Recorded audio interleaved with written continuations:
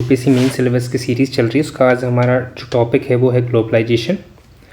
तो हम आज डिटेल में ग्लोबलाइजेशन को पढ़ेंगे और इसमें हम काफ़ी शॉर्ट में चीज़ें करेंगे। मैं धीरे धीरे आपको ना इसका डेटा भी दे दूंगा, डेटा सेट्स, और इसके प्रीवियस ईयर्स के क्वेश्चंस भी आपको सॉल्व करने के लिए दूंगा जब ये टॉपिक कंप्लीट हो जाएगा। तो आपसे मेरी रिक्वेस्ट रहेगी कि आप वो जो भी मैं क्वेश्चंस दूंगा उनको लिख लें अच्छे से, और प्रॉपर जब ये टॉपिक्स कंप्लीट होंगे हम तो एक फ़ाइनल टेस्ट में मैं कंडक्ट करवाऊँगा, वो भी आप दीजिएगा। तो हम ग्लोबलाइजेशन टॉपिक को स्टार्ट करते हैं। ये यूपीएससी का फेवरेट टॉपिक है। यहाँ से जो है हर साल एक ना एक क्वेश्चन, एक या दो क्वेश्चंस आते हैं, और बाकी ऐसे में या फिर जो है और भी, चाहे ऐसे हुआ या फिर और जो दूसरी चीज़ें हैं, दूसरे सब्जेक्ट जैसे सोसाइटी में तो है ही, और आपके आंसर्स को डाइवर्सिफाई करने के लिए भी एक टॉपिक काफ़ी यूज़फुल होता है। इकोनॉमिक्स में तो इसका काफ़ी यूज़ है ही, क्योंकि ग्लोबलाइजेशन जो इंटरकनेक्टेड कनेक्शंस होता है अदर कंट्रीज़ के साथ में, पॉलिटी हुआ, इकॉनमी हुआ, सभी में ये हेल्प करेगा आपको। तो हम ग्लोबलाइजेशन पढ़ते हैं। देखिए, सबसे पहले तो क्या होता है कि जब कोई भी क्वेश्चंस आता है यूपीएससी के एग्ज़ाम में तो हमें इंट्रोडक्शन लिखना होता है। तो आप चाहे तो जनरल डेफिनेशन से लिख सकते हैं, या कोई रिसेंट का एग्जांपल जो करंट में चल रहा होता है वो आप दे सकते हैं। तो हम इसलिए हम ग्लोबलाइजेशन की डेफिनेशन से स्टार्ट करते हैं। तो ग्लोबलाइजेशन क्या होता है? ग्लोबलाइजेशन एक प्रोसेस होती है। Globalisation is the process of increasing interconnectedness, यानी कि इंटरकनेक्टेडनेस मतलब अंतर संबंध बनते जाते हैं किनके बीच में, डिफरेंट कंट्रीज़ के बीच में। तो globalisation is the process of increasing interconnectedness and interdependence, यानी डिपेंड होती है countries among countries economies culture through the exchange of goods services ideas technology and people. तो अपन इसको समझते थे, जैसे कि ये ग्लोबलाइजेशन आज का ही मतलब नहीं है, ये टर्म भले ही अभी डिराइव हुई हो, लेकिन आज से पहले भी हम देखते हैं कि इजिप्ट की सिविलाइजेशन हुई, या मेसोपोटामिया की सिविलाइजेशन हुई, या हमारी हड़प्पा जो सिविलाइजेशन, जो कि हम इंडस वैली सिविलाइजेशन के नाम से भी जानते हैं, तो इनके बीच में भी ये इंटरकनेक्टेडनेस और इंटरडिपेंडेंस थी। हम चीज़ देखते हैं ना हड़प्पा की, तो ये लोग गुड्स का एक्सचेंज करते थे, जैसे कि हड़प्पा में हम देखते हैं सर्विसेज का एक्सचेंज करते थे, आइडियाज़ का, टेक्नोलॉजी का, पीपल। टेक्नोलॉजी में हम देखते हैं कि स्किल्स का एक्सचेंज होता था। पीपल एक दूसरी जगह एक जगह से दूसरी जगह मूव करते थे, है ना। जैसे कि हमने डॉकयार्ड देखा जो लोथल में है। तो ये जो है ये सब ग्लोबलाइजेशन को दर्शाता है। आज भी ग्लोबलाइजेशन एक नए फॉर्म में इमर्ज हुआ है, जो हम देखते हैं कि आजकल ट्रेड वॉर चलते हैं। ये क्यों? क्योंकि ग्लोबलाइजेशन की वजह से। ग्लोबलाइजेशन है इसीलिए हम लोग माइग्रेशन इतना ज़्यादा होता है। हमारे यहाँ के स्टूडेंट्स यूएस में जाते हैं, H1B वीज़ा आपने सुना होगा, वहाँ जाके जॉब करते हैं, और कनाडा में जाते हैं, या फिर यूरोप में, चाइना में, या चाइनीज़ हमारे यहाँ पहले आते थे, हैंसांग जो आया था, फायान वगैरह वगैरह। तो सेम इसी वे में ये ग्लोबलाइजेशन पहले भी था, आज भी था। तो it involves the integration of markets. हमने देखा कि मेसोपोटामिया और जो दूसरे सिविलाइजेशन थी उनके साथ हमारा ट्रेड होता था, सोसाइटीज़, है ना। तो driven by advancement in communication, transportation and trade, leading to a more interconnected and interdependent world, मतलब एक दूसरे के ऊपर डिपेंडेंट होते हैं। जैसे कि हमने देखा ना कोविड के टाइम पे जब काफ़ी डिमांड थी, एक टेबलेट आपने सुना होगा, है ना, हाइड्रोक्सीक्लोरोक्वीन। तो यूएस ने जो ट्रम्प है वो नाराज़ हो गए थे, शायद शिपमेंट नहीं पहुंचा था टाइम पे, तो फिर हमारे प्राइम मिनिस्टर जी ने उसको जल्दी क्लियर करवाया था। तो इंटरडिपेंडेंट हैं। सेम अभी आजकल हम देख रहे हैं कि यूएस में हम लोग जो है चाइना पे ये जो APIs के लिए जो एक्टिव फार्मास्यूटिकल इंग्रेडिएंट्स होते हैं उनके लिए डिपेंडेंट हैं। तो ये सब इंटरडिपेंडेंस को शो करता है। अभी जैसे कि US डॉलर है वो रुपी के कंपैरिजन में काफ़ी स्ट्रॉन्ग होता जा रहा है, इसकी वजह से रुपी वीक हो रहा है। तो हमारा जो एक्सपोर्ट है वो तो चीप हो रहा है, लेकिन इंपोर्ट काफ़ी महंगा होता जा रहा है। तो जो सोलर कंपनीज़ हैं जो बाहर से सोलर इक्विपमेंट्स को मंगवाती हैं, वो काफ़ी जो है कंसर्न्स जाहिर कर रही है इस बारे में कि उनका जो इंपोर्ट काफ़ी महंगा होता जा रहा है। तो गवर्नमेंट से कुछ एंटी डंपिंग ड्यूटीज़ जो चाइना वगैरह से जो माल आ रहा है उसको लगाने के लिए भी उन्होंने प्रपोजल दिया है। तो हम देखते हैं कि इस तरह से काफ़ी मतलब जो है इंटरकनेक्टेड और इंटरडिपेंडेंट वर्ल्ड होता है ग्लोबलाइजेशन की वजह से। और मेजरली जो इंडिया में ग्लोबलाइजेशन इंट्रोड्यूस हुआ, एलपीजी रिफॉर्म्स जो हमने देखे थे कि आए थे 1991 के बाद में, तो उसके बाद से जो ग्लोबलाइजेशन की पेस है वो काफ़ी बड़े लेवल पर बढ़ गई है। उसके पहले हम थोड़ा प्रोटेक्शनिस्ट की तरफ हमारा ज़्यादा रुझान था। तो इसके कुछ ग्लोबलाइजेशन ऐसा नहीं है कि एक तरफा होता है, यानी कि पॉजिटिव या नेगेटिव होता है। ये पॉजिटिव और नेगेटिव दोनों होता है ना। तो पॉजिटिव इम्पैक्ट्स जो ग्लोबलाइजेशन के हैं वो हम देखते हैं सबसे पहले। तो पॉजिटिव इम्पैक्ट्स में सबसे पहले क्या होता है कि ग्लोबलाइजेशन का पॉजिटिव इम्पैक्ट अगर हम सोसाइटी के ऊपर देखें तो एक तो इकोनॉमिक ग्रोथ है ना। तो जो पॉजिटिव इम्पैक्ट देखें तो इकोनॉमिक ग्रोथ में हेल्प करता है, ठीक है। इसके बाद में boosted GDP through increase foreign investment. हम देखते हैं ना एफडीआईज आते हैं हमारे यहाँ। फिर वो जैसे कि लास्ट ईयर काफ़ी कितना एफडीआई सिंगापुर से सबसे ज़्यादा आया या फिर यूएस से आया, इस तरह से कुछ डेटाज आते हैं, तो वो भी आप गैदर करते रहिए। तो इकोनॉमिक ग्रोथ, क्योंकि फॉरेन इन्वेस्टमेंट जैसे अभी से हमारे यहाँ के स्टॉक मार्केट गिर रहा है क्योंकि फॉरेन इन्वेस्टमेंट जो फॉरेन पोर्टफोलियो इन्वेस्टर्स हैं उन्होंने अभी कुछ पिछले इस मतलब जनवरी के मंथ में ही 47,000 करोड़ स्टॉक मार्केट से निकाल लिए हैं। तो फॉरेन इन्वेस्टमेंट्स और ट्रेड अपॉर्चुनिटीज़, जॉब क्रिएशन, ये काफ़ी बड़ा है। क्योंकि अब जिससे अभी अब देखना है, हमने देखा है कि फॉक्सकॉन ने या फिर एप्पल का जो सेंटर हमारे इंडिया में आया है, उसके बाद से जो जॉब क्रिएशन हुआ उसकी वजह से आईफोन काफ़ी यूज़ में आने लगा है, सस्ता हो गया है। तो जॉब क्रिएशन जो कई सारे लोगों को न्यू जॉब्स देता है, सेक्टर्स लाइक आईटी सर्विसेज है ना, मैन्युफैक्चरिंग, जो पीएलआई स्कीम है उसके थ्रू कई जो कंपनीज़ हैं वो इन्वेस्टमेंट बढ़ा रही है और उसकी वजह से जॉब क्रिएशन हो रहा है। तो टेक्नोलॉजिकल एडवांसमेंट एक थर्ड फैक्टर है, जैसे कि फैब्रिक सेमीकंडक्टर टेक्नोलॉजी है या फिर एआई की टेक्नोलॉजी है, उसके लिए इंडिया में इन्वेस्टमेंट्स आ रहे हैं। बहुत सारी कंपनीज में काम भी कर रही है, जैसे कि फॉर एग्जांपल एक टेक लैब्स करके है, वो इसमें टेक्नोलॉजिकल एडवांसमेंट में एआई के इनोवेशन में काम कर रही है। या फिर चैट जीपीटी देख लीजिए आप, है ना।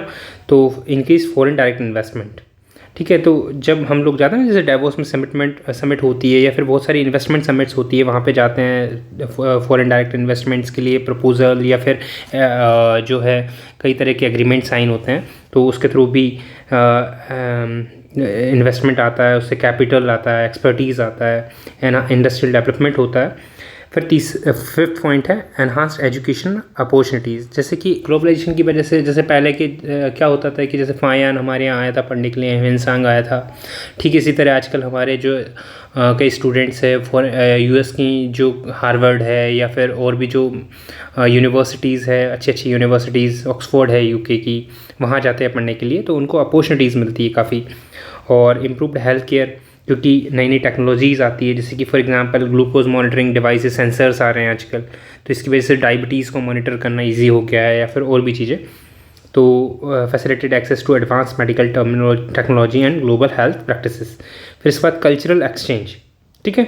तो कल्चरल एक्सचेंज में क्या होता है, जैसे कि हमारा समोसा है यूएस में काफ़ी फेमस हो गया, क्यूजीन जो हमारी इंडियन क्यूजीन है वो काफ़ी ग्लोबल लेवल पे प्रमोट हो रहे हैं। Enriched Indian culture with diverse global influence promoting multiculturalism. Access to global markets, ठीक है। तो ग्लोबलाइजेशन की वजह से हम ग्लोबल मार्केट को भी काफ़ी इजीली एक्सेस कर सकते हैं। जैसे कि हम लोग अभी तक जब तक हमारे इंडिया में आईफोन नहीं आया था तो भी हम आईफोन यूज़ करते थे, क्योंकि ग्लोबल मार्केट से एक्सेस था, हम इंपोर्ट करते थे। तो expand market access for Indian businesses, boosting exports. तो यहाँ के लोग भी बाहर जाके बिजनेस करते हैं, वहाँ इन्वेस्टमेंट करते हैं, वहाँ उनकी यूनिट्स होती है। जैसे फॉर एग्जांपल कल्याण ज्वेलर्स को देख लीजिए, उसकी अभी भी कुछ यूनिट्स जो है यूएस में ओपन हुई है, तो वो भी वहाँ के मार्केट को भी एक्सेस कर रहा है। Entrepreneurial growth, encourage entrepreneurship and startups by integrating with global markets, ठीक है। तो इसके बाद में अर्बन डेवलपमेंट होता है, कई नई नई टेक्नोलॉजीज आती है, जैसे सीवरेज रिलेटेड टेक्नोलॉजी हो गया, इंफ्रास्ट्रक्चर, मेट्रो कोई फर्स्ट टाइम इंडिया में तो इंट्रोड्यूस हुआ नहीं था, है ना। तो ये जैसे जापान वगैरह में जापानीज़ मेट्रो काफ़ी फेमस है, यूएस में भी है या कई और भी जगह। इसके बाद इंडिया में आया, इवन जापान की एक मेट्रो MOU साइन करके हमारे यहाँ दिल्ली मेट्रो डेवलप हुई है। सिमिलरली कंज्यूमर चॉइसेस इंक्रीज़ होती है। जैसे फॉर एग्जांपल हम पहले जीन्स नहीं पहनते थे, धोती कुर्ता ये सब पहनते थे, आज हम जीन्स पहनते हैं। तो ये जो वेस्टर्नाइजेशन हो रहा है, ये कंज्यूमर चॉइसेस को भी तो बढ़ा रहा है ना। तो increase availability of international products, brands, है ना, जैसे कि लिवाइस हो गया या फिर हम प्यूमा, एडिडास ये सब यूज़ करते हैं। तो brands, enhancing consumer choices, skill development, promoting skill enhancement, है ना। तो through exposure to global best practices and training. जैसे फॉर एग्जांपल नई नई टेक्नोलॉजीज़ जो आती है, हमने देखा ना कि जो ड्रोन टेक्नोलॉजी है या फिर और भी जो एसेट जो हमने एंटी सेटेलाइट है, पहले दूसरी कंट्रीज़ ने करी, इसके बाद में हमने ये करा, और वॉरशिप्स वगैरह ये सब चीज़ें। तो 13 पॉइंट है इम्प्रूव स्टैंडर्ड ऑफ लिविंग, है ना। तो यहाँ के लोग बाहर जाते हैं, नई नई चीज़ें सीखते हैं, उनका स्टैंडर्ड ऑफ लिविंग बढ़ता है और इकोनॉमिक ग्रोथ आती है। बाहर जो एडवांसमेंट होते हैं उसका यूज़ हम भी कर पाते हैं। जैसे कि फॉर एग्जांपल अब ChatGPT कोई हमारे यहाँ तो बना नहीं है, लेकिन वो आया है, हमारे यहाँ हम भी यूज़ कर रहे हैं। वो बाहर किसी कंट्री में डेवलप हुआ है, हम उसका यूज़ करके हमारे स्टैंडर्ड ऑफ लिविंग को बढ़ा रहे हैं, इकोनॉमिक ग्रोथ हो रही है। तो बहुत सारी चीज़ें। इसके बाद में एनहांस्ड ग्लोबल कनेक्टिविटी, मतलब कि हमारे यहाँ और दूसरे जो कंट्रीज़ के बीच में कनेक्टिविटी इंप्रूव होती, कम्युनिकेशन, ये सब चीज़ें। कल्चरल टूरिज्म की बात करें तो boost tourism by showcasing India's rich cultural heritage on a global stage. ठीक है, बहुत सारे लोग आते हैं यहाँ पे, जैसे कि हमारे कुंभ मेला में अभी एप्पल के जो CEO थे स्टीव जॉब्स, जो कि अब नहीं रहे, उनकी वाइफ अभी आई हुई थी। तो बहुत सारी चीज़ें। फिर नेगेटिव इफ़ेक्ट्स भी हैं इसके। क्या क्या है? इनकम इनइक्वालिटी बढ़ रही है, क्योंकि कुछ लोग जो बाहर एक्सेस कर पा रहे हैं, कुछ लोग गांव में ही पड़े हुए हैं, तो वो काफ़ी जो इनकम गैप है वो बढ़ा रहा है, डिस्पैरिटीज़ बढ़ रही हैं। आप देखते हैं गांव अभी भी अंडर डेवलप्ड है और सिटीज़ कितनी डेवलप होती जा रही हैं। तो और बाहर के लोग ईज़िली पैसा कमा लेते हैं, वो लोग तो कुछ दिन का खाने का भी निकालना उनका मुश्किल हो जाता है। तो काफ़ी इनकम इनइक्वालिटीज़ बढ़ रही हैं। जॉब डिस्प्लेसमेंट हो रहा है, क्योंकि ट्रेडिशनल जॉब्स जो कि वो जा रही हैं ऑटोमेशन की वजह से, जिससे AI काफ़ी जॉब्स खा रहा है, ऐसा बोलते हैं ना लोग। तो बस वही है ना। तो इसके बाद में आउटसोर्सिंग हो रही है बहुत सारी चीज़ों की। फिर इसके बाद कल्चरल इरोजन हो रहा है। पहले वाले ट्रेडिशनल जो भी हमने बात करी कि कुर्ता पजामा पहनते थे, आज देखने को ही नहीं मिलता। तो dilution of traditional cultural practices and values, है ना। एनवायरमेंटल डिग्रेडेशन, है ना। तो इंक्रीज पॉल्यूशन, रिसोर्स डिप्लीशन हो रहा है। कभी हम देखते हैं कि कई प्रोटोकॉल, इंटरनेशनल प्रोटोकॉल्स बड़े हुए, जैसे कि ट्रांसपारेंटी, बाउंड्री हैज़ार्ड, वेस्ट मूवमेंट। तो ये सब एनवायरमेंटल डिग्रेडेशन कर रहे हैं, जो कि पॉल्यूशन होता है ना। कई सारी ऐसी इंडस्ट्रीज़ है जो काफ़ी बेस्ट, मतलब जैसे AC फॉर एग्जांपल AC है, ये हम लोगों को कंप्रेस्ड एयर देता है, लेकिन इसकी वजह से जो पॉल्यूशन होता है, क्योंकि इसमें जो HCFCs यूज़ होते हैं, या फिर ओजोन लेयर डिप्लीशन का एक मेजर जो सोर्स हैं, ये सब चीज़ें जिसमें भी क्लोरीन सब्सटेंस होता है, तो वो एनवायरनमेंट को डिग्रेड कर रहे हैं। रूरल डिक्लाइन, क्योंकि अर्बन सेंट्रिक ग्रोथ हो गई है, तो रूरल एरियाज़ को जो है निगलेक्ट किया जा रहा है। हालांकि कुछ हद तक इम्प्रूव हो रहा है आजकल ये। हेल्थ इश्यूज़ आ रहे हैं, जैसे कि लाइफस्टाइल रिलेटेड डिसीजेस, हम दिन भर मैदा वाली चीज़ें खाते हैं, या फिर जो इस तरह की चीज़ें खाते हैं, या बेवरेजेस लेते हैं, तो ये हेल्थ चैलेंजेस क्रिएट कर रहे हैं। डिपेंडेंसी हो रही है, हम क्या टेक्नोलॉजी पे या इन सब चीज़ों पे क्या ना ओवर डिपेंडेंस हो गए। इनके बिना हम, जैसे फॉर एग्जांपल मोबाइल हो गया, तो उसके बिना हम रह ही नहीं पाते। तो जो डिपेंडेंसी है वो काफ़ी बढ़ती जा रही है। ग्लोबल मार्केट्स पे, फॉरेन इन्वेस्टमेंट्स पे नहीं आता तो पूरा मार्केट डाउन हो जाता है ना। ज़रा सा निकाल लिया तो पैनिक क्रिएट हो जाता है उन्होंने, फॉरेन पोर्टफोलियो इन्वेस्टर्स ने अपने इन्वेस्टमेंट को। तो अनएम्प्लॉयमेंट काफ़ी ज़्यादा हो रहा है, जॉब लॉसेस सर्टेन सेक्टर्स में अफेक्टेड बाय ग्लोबल कंपटीशन। फिर सोशल फ्रेगमेंटेशन भी हो रहा है। कैसे? क्योंकि हम जो ट्रेडिशनल कल्चरल वैल्यूज़ थी वो जा रही हैं। सोशल फ्रेगमेंटेशन में सोसाइटी भी अलग अलग, उसमें डिविजन्स क्रिएट हो रहा है, टेंशन्स हो रहा है इनइक्वालिटी की वजह से।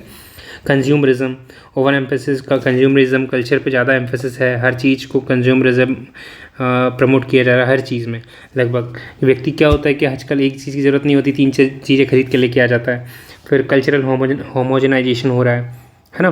Loss of unique local cultural identities, economic volatility काफ़ी ज़्यादा आ रही है। वॉलेटिलिटी मतलब कि जैसे कि स्टॉक मार्केट्स में काफ़ी वॉलेटिलिटी देखने को मिलती है, या फिर जैसे रुपीज़ डेप्रिशिएट हो रहा है उसकी वजह से, मतलब बहुत सारी चीज़ें इंटरकनेक्टेड है। मतलब जैसे यूएस का डॉलर इंप्रूव हो रहा है, रुपी डेप्रिशिएट हो रहा है, उसकी वजह से यहाँ इन्फ्लेशन बढ़ रहा है, या बहुत सारी चीज़ें, है ना।